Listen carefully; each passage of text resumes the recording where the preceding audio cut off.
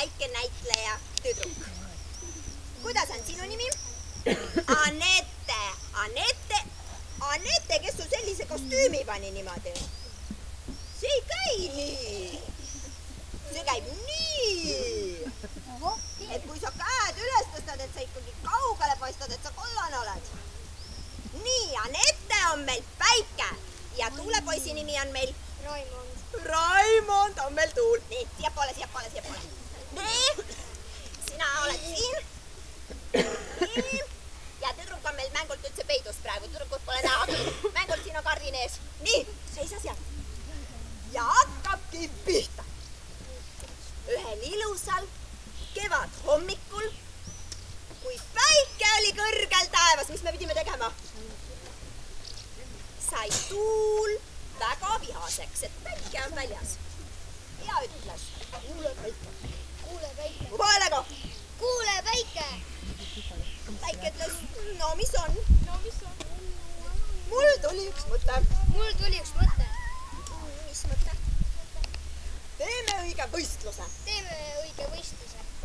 Mis võistluse?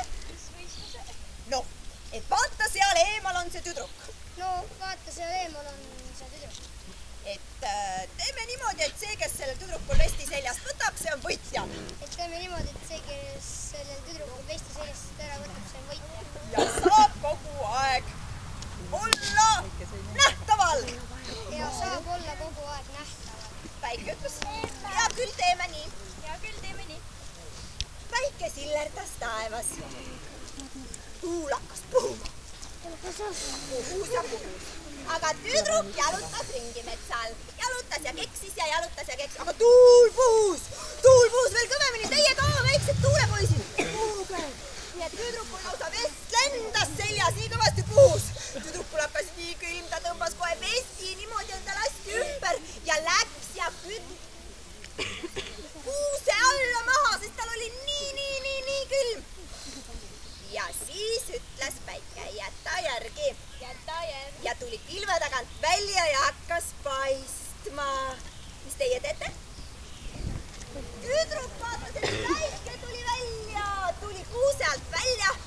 Ta ütles, kui pala mul on. Peab vist vesti seljast ära võtma. Siiski vestikese seljast ära. Ja keksis kodu poole. Ja vot siis ütles Päike Tuulele. Tee enne, kiida pärast. Tuul ei osanud selle peale enam mitte midagi öelda, ütles. Vot selline õpetlik lugu meil oligi. Tule nüüd sina ka kummardama.